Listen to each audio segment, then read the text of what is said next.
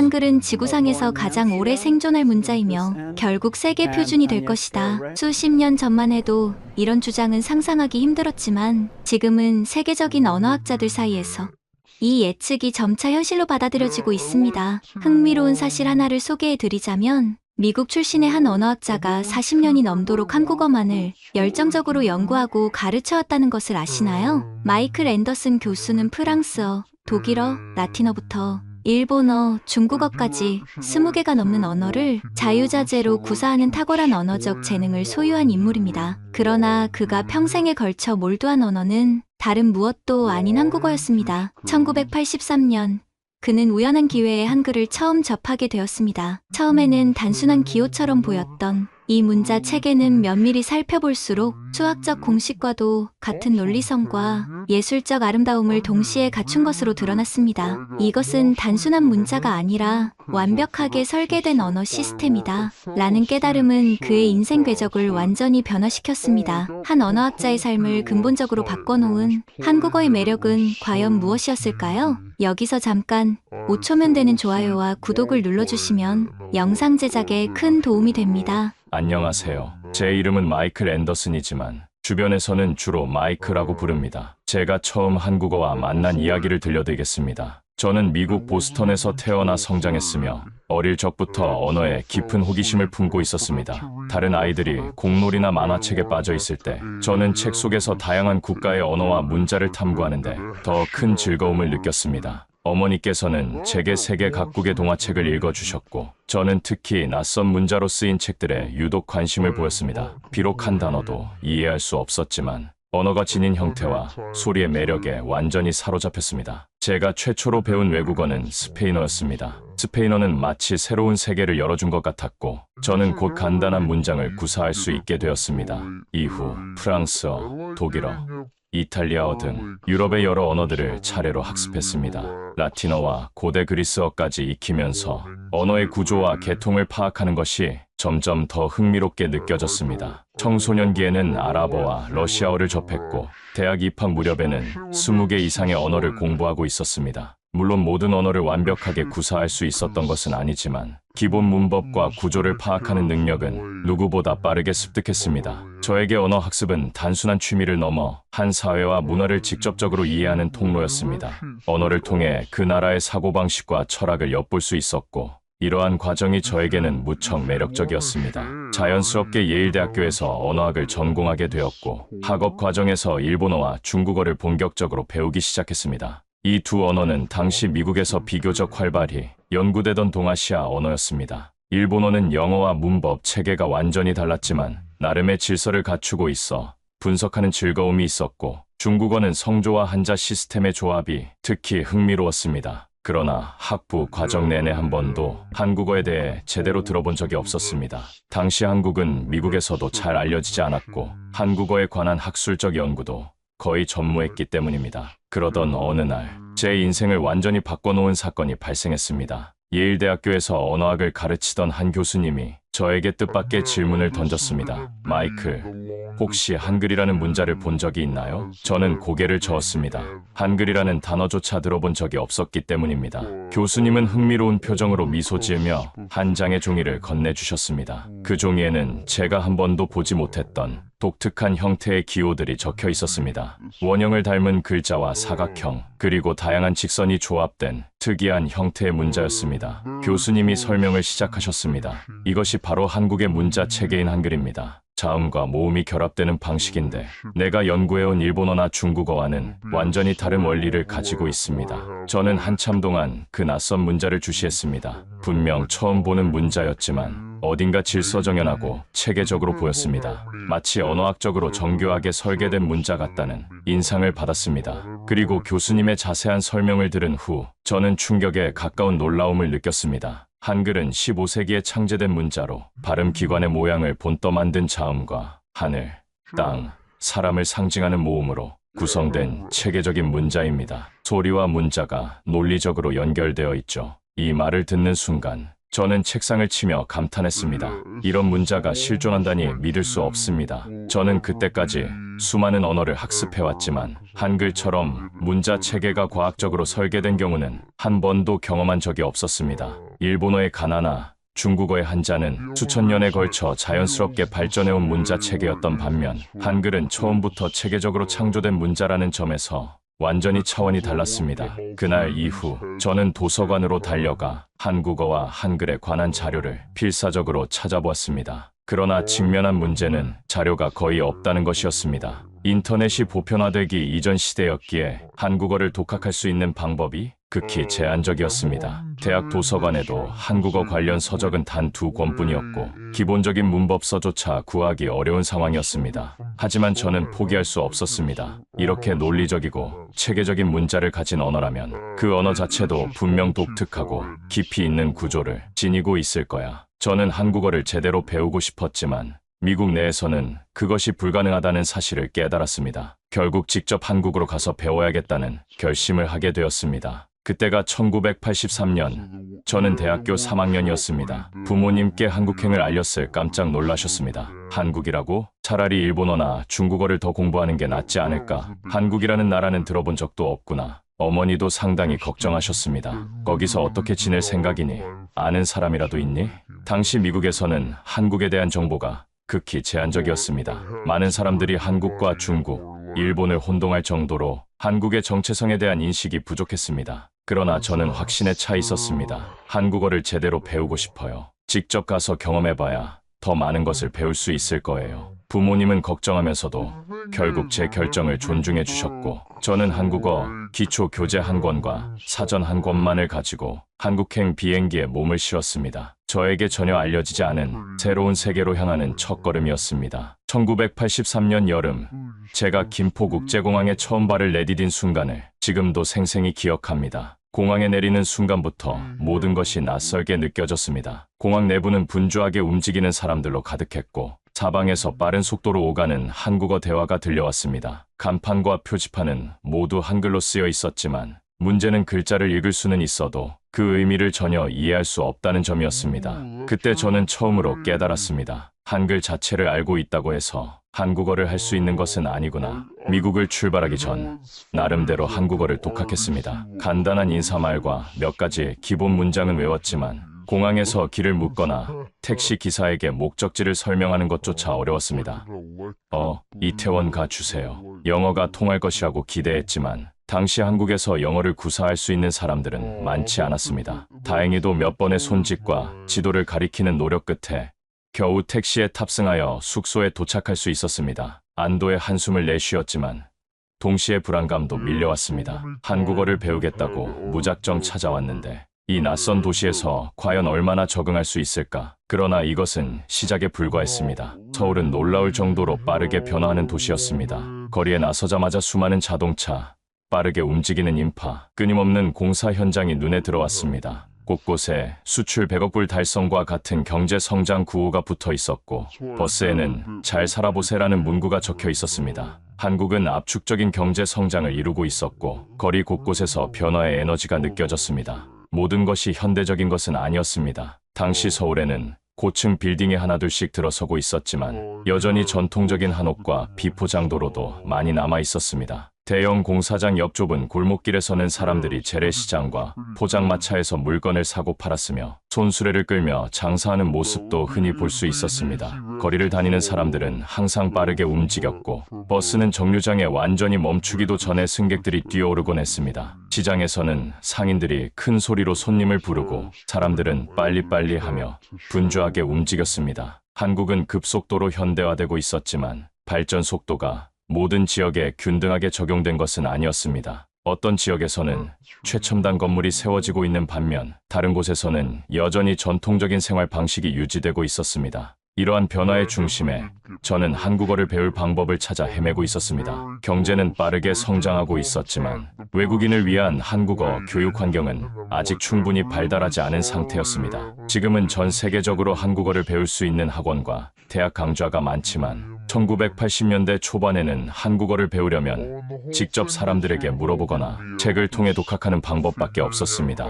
저는 대학 도서관을 찾아가기도 하고 서점을 돌아다니며 한국어 교재를 찾아보기도 했습니다. 그러나 영어로 된 한국어 교재는 2~3권밖에 없었고 그마저도 기본적인 단어와 문법만 간략히 정리된 수준이었습니다. 이러다가는 제대로 배우지도 못하고 미국으로 돌아가야 할지도 모르겠다.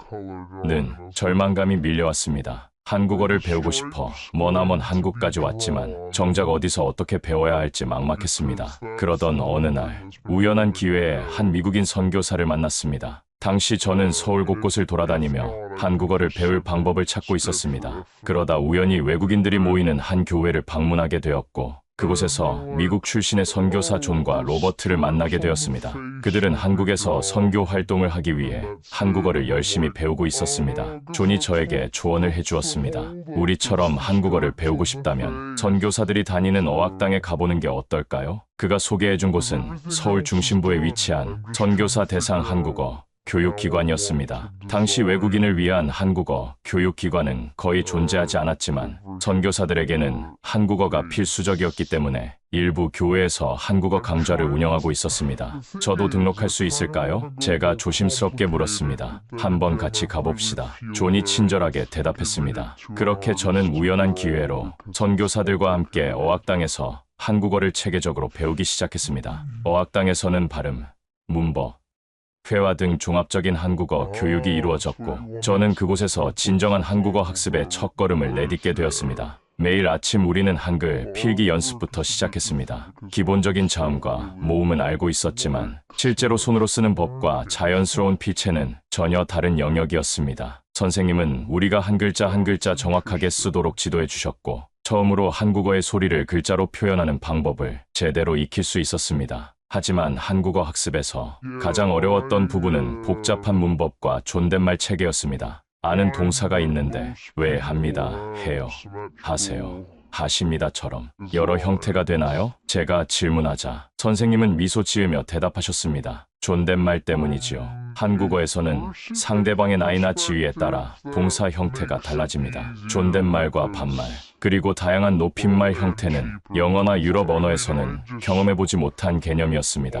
물론 프랑스어나 독일어에도 존칭 표현이 있지만 한국어만큼 복잡하고 체계적인 구조를 갖춘 언어는 거의 없었습니다. 처음에는 이 개념을 이해하는 데 많은 어려움을 겪었습니다. 한국어는 단순한 언어가 아니구나. 단순히 문법을 익히는 것이 아니라 이 언어를 쓰는 사람들의 문화와 사고방식까지 배워야 하는 거구나 라는 깨달음이 점차 제 마음에 자리 잡았습니다. 한국어를 공부한 지 6개월쯤 지났을 때 저는 마침내 한국인과 간단하지만 자연스러운 대화를 나눌 수 있게 되었습니다. 어느 날 시장에서 과일을 사려고 가게 주인 아주머니께 말을 걸었습니다.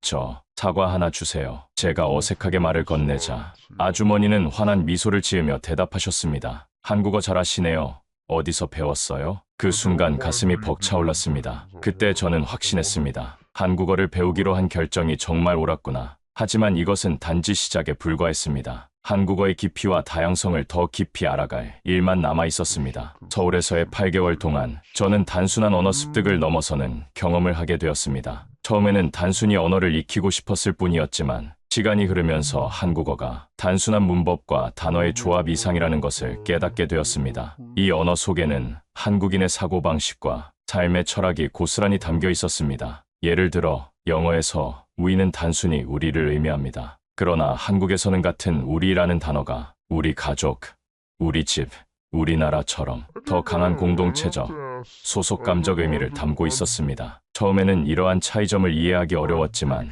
한국어를 더 깊이 공부할수록 한국 사회의 정과 공동체 문화가 언어에 깊이 스며들어 있다는 것을 깨달았습니다. 한국어는 단순한 언어가 아니라 하나의 세계였습니다. 그리고 저는 이 새로운 세계를 더 깊이 탐험하고 싶어졌습니다. 언어를 통해 문화를 이해하고 문화를 통해 다시 언어를 더 깊이 이해하는 선순환이 시작된 것입니다. 8개월간의 한국 생활을 마치고 미국으로 돌아온 후에도 저는 한국어에 대한 열정을 놓을 수 없었습니다. 예일대학교에서 학부 과정을 마친 후 저는 진로에 대한 깊은 고민에 빠졌습니다. 이제 어떤 길을 가야 할까? 일본어나 중국어처럼 이미 연구가 활발하게 이루어지고 있는 언어를 전공할 수도 있었습니다. 하지만 저는 한국어의 매력을 알게 된 이상 이 언어를 더 깊이 연구해야 한다고 결심했습니다. 당시만 해도 한국어는 미국 학계에서 크게 주목받지 못하는 언어였습니다. 연구 자료도 부족했고 학술계에서도 한국어보다는 중국어와 일본어에 집중하는 분위기였습니다. 그러나 저는 오히려 그 점이 더 도전적으로 느껴졌습니다. 한국어는 연구할 가치가 충분한 언어야. 이 언어를 제대로 분석하고 세계에 알리는 사람이 필요해. 그렇게 저는 하버드 대학교에서 석박사 과정으로 한국학을 전공하기로 결정했습니다. 하버드에서의 한국학 연구는 생각했던 것보다 더 많은 도전과 기회를 제공했습니다. 한국어 언어학뿐만 아니라 한국의 역사, 문화, 사회학까지 폭넓게 공부할 수 있었습니다. 이러한 통합적 접근법은 한국어를 단순한 언어적 체계가 아닌 역사와 문화의 맥락 속에서 이해할 수 있게 해주었습니다. 대학원 과정 동안 저는 한글의 창제 원리와 철학적 배경에 관한 연구를 심도 있게 진행했습니다. 세종대왕의 훈민정음 원본을 분석하고 15세기 한국의 언어적, 사회적 상황을 재구성하는 작업은 매우 도전적이었지만 동시에 흥미진진한 학문적 모험이었습니다. 이 과정에서 한글이 단순한 문자 체계를 넘어 당시로서는 혁명적인 과학적, 철학적 원리를 담고 있다는 사실에 더욱 깊은 감명을 받았습니다. 하버드에서의 연구는 제 학문적 시야를 넓혀주었을 뿐만 아니라 제 인생의 새로운 장을 열어주는 계기가 되었습니다. 그런데 하버드에서의 생활은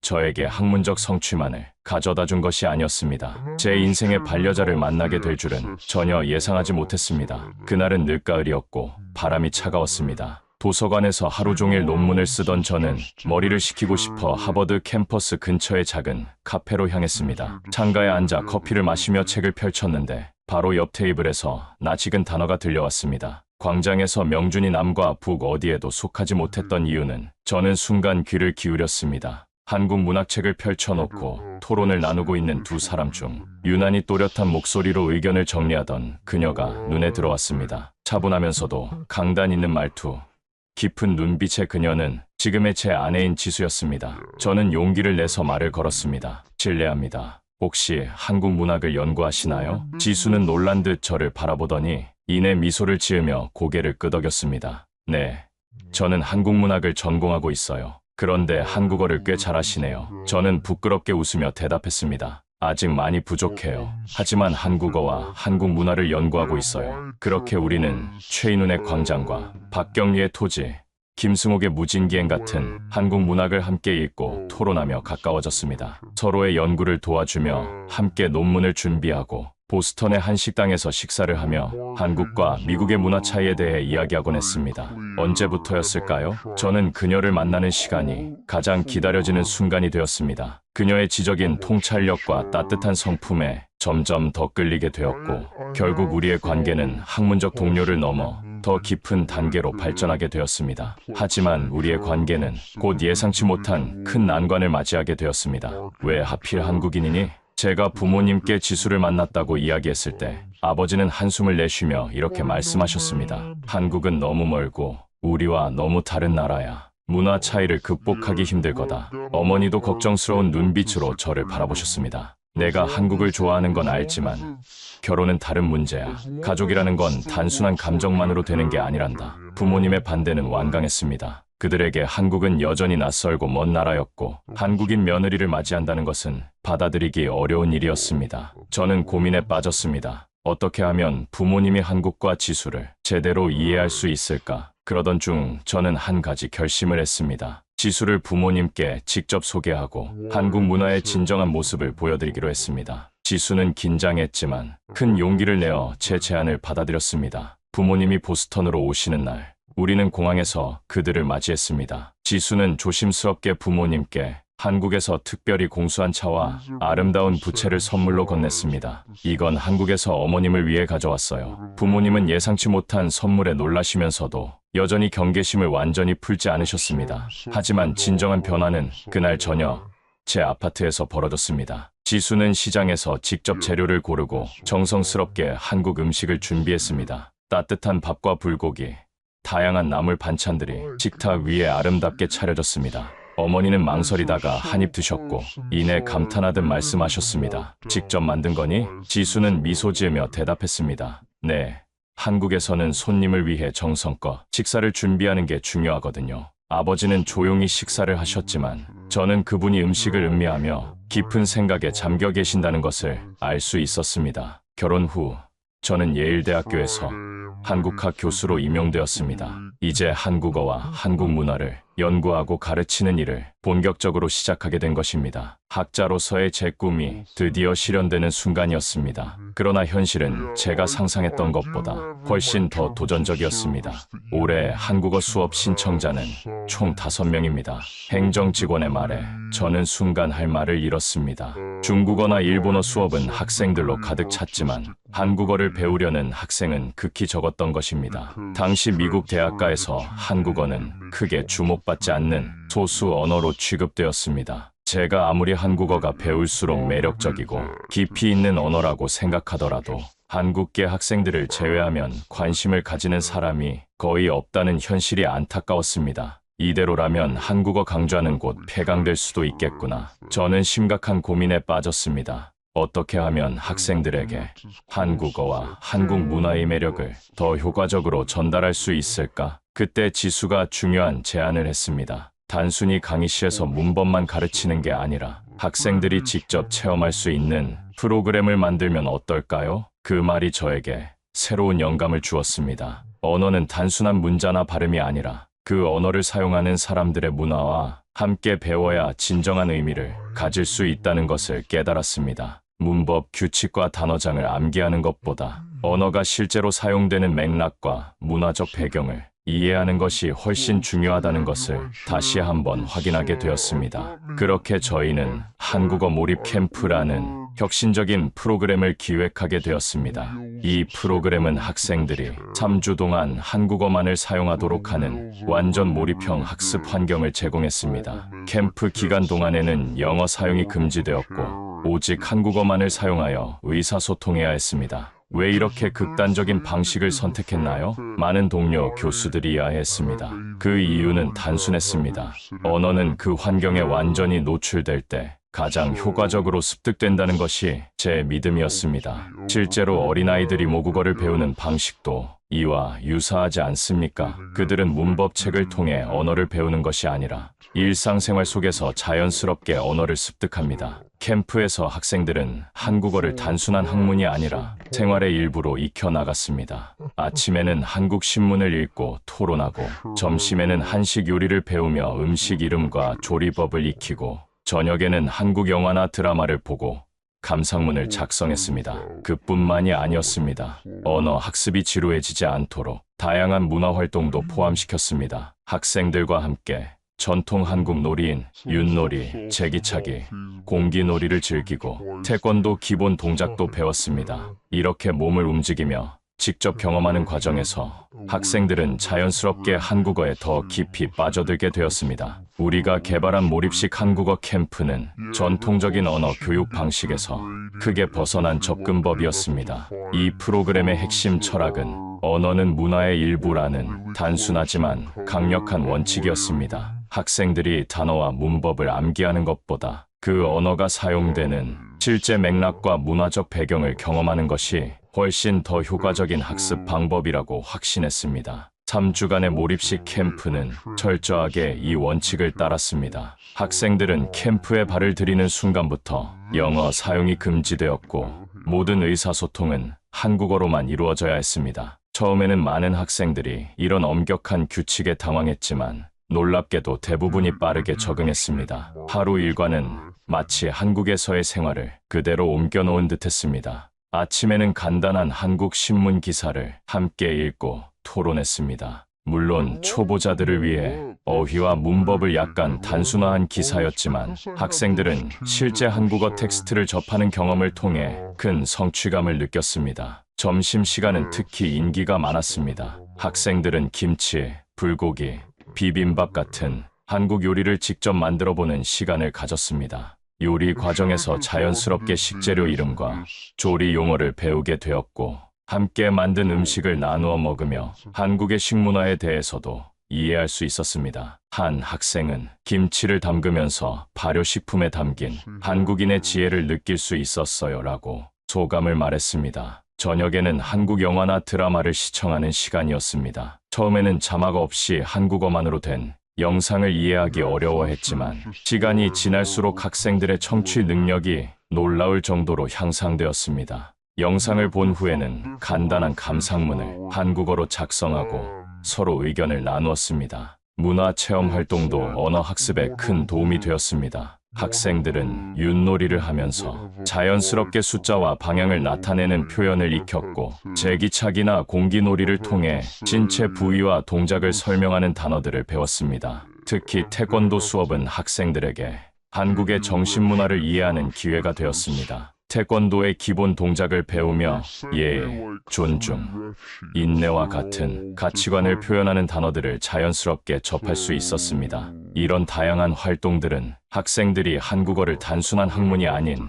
살아있는 언어로 경험하게 해주었습니다. 언어 학습의 지루함을 없애고 모든 감각을 활용하는 총체적 학습 경험을 제공했기 때문에 학습 효과도 월등히 높았습니다. 캠프 마지막 날, 한 학생이 저에게 다가와 말했습니다. 교수님, 이제 한국어가 정말 자연스럽게 느껴져요. 한국어를 배운 게 아니라 한국에서 살아본 기분이에요. 그 말을 듣는 순간 저는 확신할 수 있었습니다. 이제 한국어는 더 이상 낯선 언어가 아니라 이 학생들의 삶 속에 자리 잡은 새로운 소통 도구가 되었다는 것을, 그리고 앞으로 세계가 주목할 언어가 될 것이라는 것을 말입니다. 제가 한국어를 가르치기 시작한 지도 벌써 40년이 넘었습니다. 1983년 한국어를 배우기 위해 무작정 한국행 비행기에 올랐던 그때가 엊그제 같은데, 이제는 수많은 학생들에게 한국어를 가르쳐 온 시간이 제 인생의 절반 이상을 차지하게 되었습니다.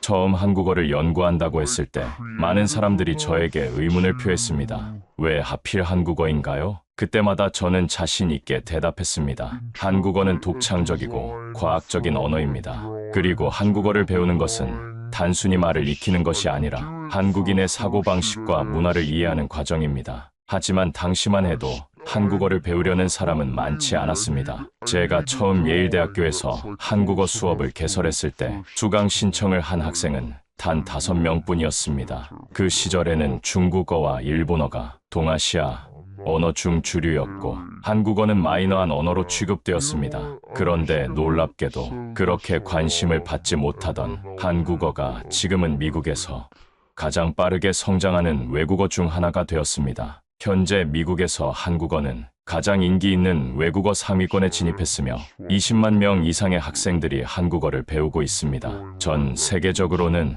한국어를 학습하는 사람의 수가 200만 명을 넘어섰고, 이제는 유럽, 남미, 심지어 아프리카 대륙에서도 한국어를 배우려는 학생들이 급증하고 있습니다. 예전에는 한국어를 왜 배우냐고 물어보던 사람들이 이제는 어디서 한국어를 배울 수 있냐고 묻는 시대가 되었습니다. 이러한 극적인 변화의 가장 큰 원동력은 단연 한류, 즉 한국 대중문화의 글로벌한 인기였습니다. BTS, 블랙핑크와 같은 K-팝 아티스트들의 음악, 그리고 오징어 게임이나 기생충 같은 드라마와 영화가 전 세계적으로 열광적인 사랑을 받으면서 전 세계 젊은이들은 단순히 콘텐츠를 소비하는 것을 넘어 직접 한국어를 배우고 한국 문화를 더 깊이 이해하고 싶어 하게 되었습니다. 한 학생이 제게 이런 말을 한 적이 있습니다. 교수님, 저는 처음엔 BTS 가사를 이해하고 싶어서 한국어를 배웠어요. 그런데 이제는 한국의 역사와 문학도 공부하고 싶어졌어요. 이것이 바로 문화의 힘입니다. 대중문화가 문을 열고 그 문을 통해 더 많은 사람들이 한국의 언어와 역사, 문학, 철학으로 관심을 확장해 나가고 있는 것입니다. 이제 한국어는 단순한 외국어가 아닙니다. 그것은 하나의 문화이자 세계와 연결되는 창이 되었습니다.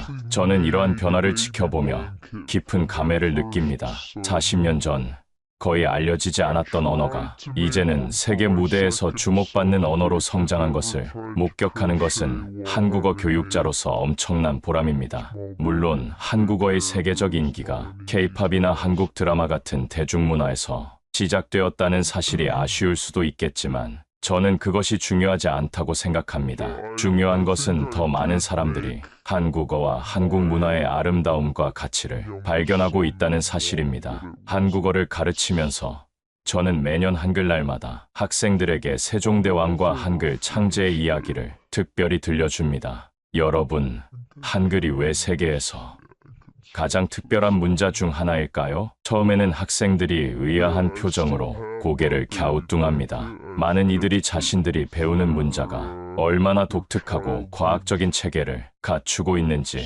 잘 모르기 때문입니다. 하지만 제가 한글의 창제 원리와 철학적 배경을 설명하기 시작하면 학생들의 눈빛이 달라지는 것을 느낄 수 있습니다. 한글은 세계에서 유일하게 창제 과정과 원리가 문서로 정확히 기록된 문자입니다. 단순한 기호의 집합이 아니라 사람의 발음 기관을 과학적으로 관찰하여 그 모양을 본떠 만들어진 자음과 하늘, 땅의, 사람이의 철학적 원리에 기반한 모음으로 구성되어 있습니다. 또한 누구나 쉽게 배울 수 있도록 철저하게 설계된 진정한 의미의 민주적인 문자입니다. 이런 문자가 존재했다니 정말 놀라워요. 학생들은 감탄하며 말합니다. 그리고 저는 그들에게 세종대왕께서 한글을 창제하신 근본적인 이유를 설명합니다. 세종대왕께서 한글을 만드신 목적은 단순 명료합니다. 모든 백성이 쉽게 배울 수 있는 문자를 만들어 지식과 문화에 대한 접근성을 높이기 위해서였습니다. 그리고 지금 한글은 국경을 넘어 전 세계의 더 많은 사람들에게 배움의 기회를 제공하고 있습니다. 한국어를 배우는 학생들이 한글의 가치와 철학을 깨달을 때마다 저는 마치 제가 처음 한글을 접했던 그 놀라운 순간으로 돌아간 듯한 감동을 느낍니다. 이제 학생들도 저와 같은 여정을 걷고 있는 것입니다. 저는 처음 한국어를 배웠던 순간부터 지금까지 이 언어가 단순한 학문적 대상이 아니라 사람과 사람을 연결하는 달이라는 것을 깨달아 왔습니다. 한국어를 배우는 것은 단순히 문장 구조와 어휘를 익히는 것이 아니라 그 언어를 사용하는 사람들의 삶과 문화, 역사를 이해하는 과정입니다. 이제 저희 학생들도 같은 경험을 하고 있습니다. 그들의 삶은 한국어를 통해 더욱 풍요로워지고 있습니다. 어떤 학생은 한국어 실력 덕분에 한국 기업에 취업했고, 또 다른 학생은 한국에서 교환학생으로 지내며 새로운 문화적 지평을 열었습니다. 심지어 한 학생은 한국에서 사랑하는 사람을 만나 전혀 새로운 인생을 시작하기도 했습니다. 이 모든 것이 하나의 언어가 가진 놀라운 힘입니다. 한 언어를 배운다는 것은 단순히 새로운 소통 도구를 얻는 것이 아니라 세상을 바라보는 또 다른 창을 갖게 되는 것입니다. 그리고 이 창을 통해 우리는 더 넓은 세계와 연결될 수 있습니다. 저는 앞으로도 계속해서 한국어를 가르칠 것입니다. 한국어를 배우고 싶어하는 학생들이 있는 한, 그리고 한국어가 세상과 사람을 연결하는 힘을 가지고 있는 한, 저는 이 길을 멈추지 않을 것입니다. 요즘은 저에게 이런 질문을 하는 학생들도 많아졌습니다.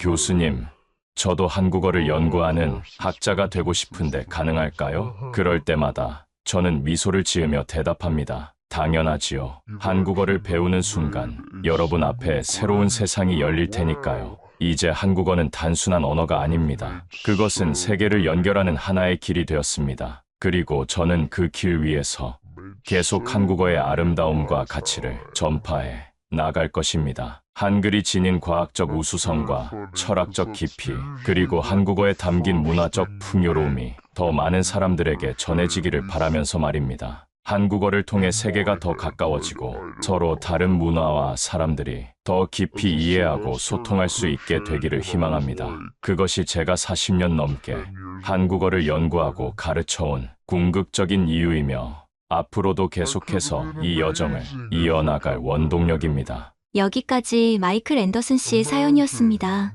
여러분은 매일 사용하는 한글의 가치를 얼마나 알고 계신가요? 600년 전 세종대왕의 위대한 창조물이 21세기 디지털 혁명의 중심에 서게 될 줄 누가 상상이나 했을까요? 한글은 단순한 문자가 아닌 한국인의 정신과 철학이 담긴 인류 문화유산입니다. 좋아요, 구독, 알림 설정으로 다음 이야기도 놓치지 마세요.